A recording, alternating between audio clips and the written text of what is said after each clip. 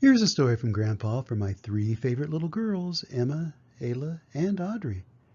Today I'm reading you story number 150, which is a kind of a milestone. Remember, the granddaughter Ayla asked me to read 200 stories, so I only have 50 more stories to read now, unless, of course, I decide to read more. For story number 150, I've decided to read an old story that I loved when I was a little boy. It was written in 1939, which was even before I was born.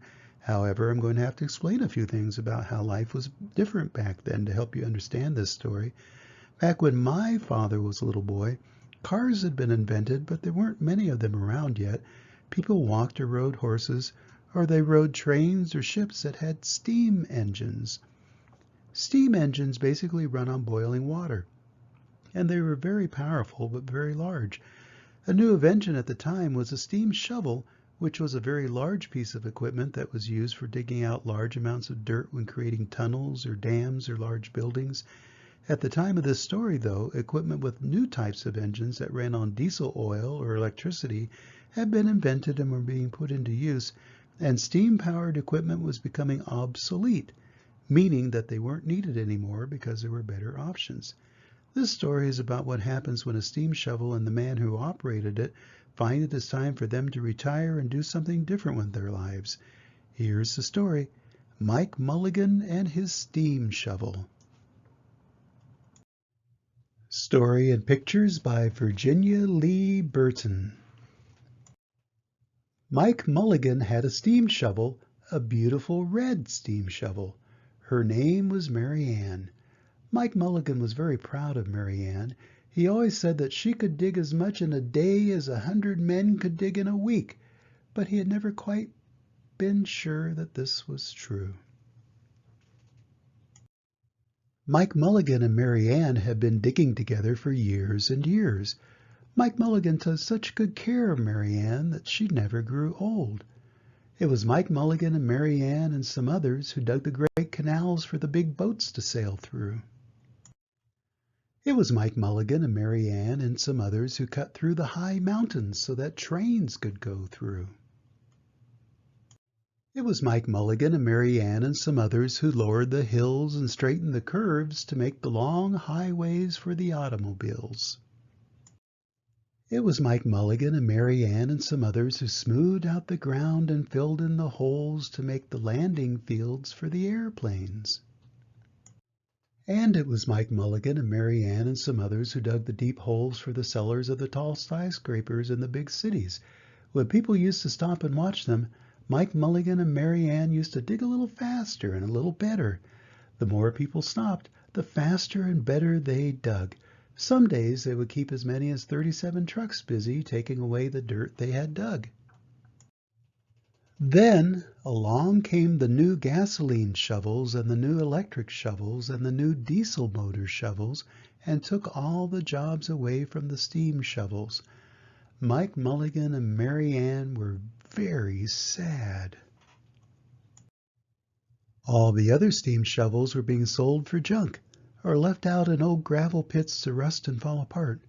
Mike loved Mary Ann. He couldn't do that to her.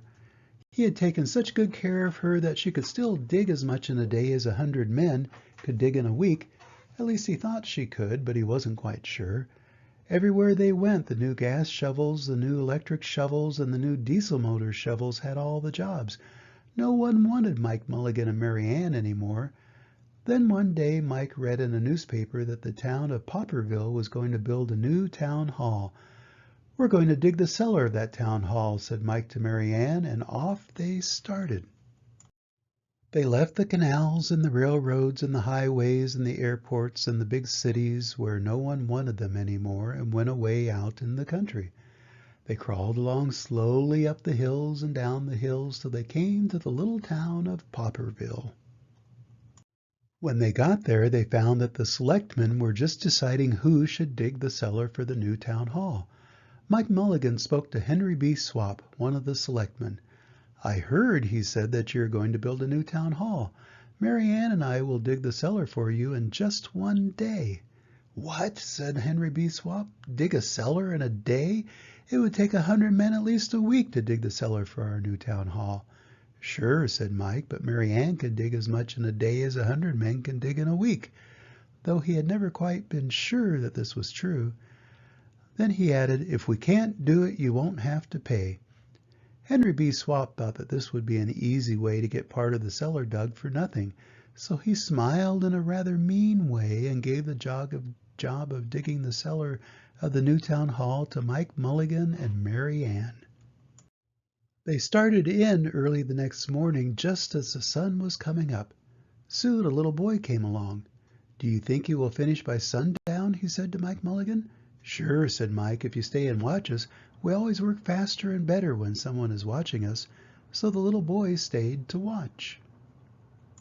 Then Mrs. McGillicuddy, Henry B. Swap, and the town constable came over to see what was happening, and they stayed to watch. Mike Mulligan and Mary Ann dug a little faster and a little better. Clang, clang, clang! The fire department arrived. They had seen the smoke and thought there was a fire. Then the little boy said, why don't you stay and watch? So the fire department of Popperville stayed to watch Mike Mulligan and Mary Ann. When they heard the fire engine, the children in the school across the street couldn't keep their eyes on their lessons. The teacher called a long recess and the whole school came out to watch. That made Mike Mulligan and Mary Ann dig still faster and still better. They finished the second corner neat and square, but the sun was right up in the top of the sky. Now the girl who answers the telephone called up the next towns of Bangerville and Bopperville and Kipperville and Copperville and told them what was happening in Popperville. All the people came over to see if Mike Mulligan and his steam shovel could dig the cellar in just one day.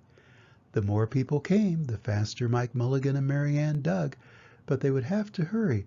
They were only halfway through and the sun was beginning to go down. They finished the third corner, neat and square. I have to stop a minute and mention about the girl who answers the telephone. Back in the day, there were actually people on the other end who connected calls to each other. So if you wanted to call your friend, you went through the switchboard and the woman at the switchboard would connect your call to your friend. That's a lot different than today, isn't it?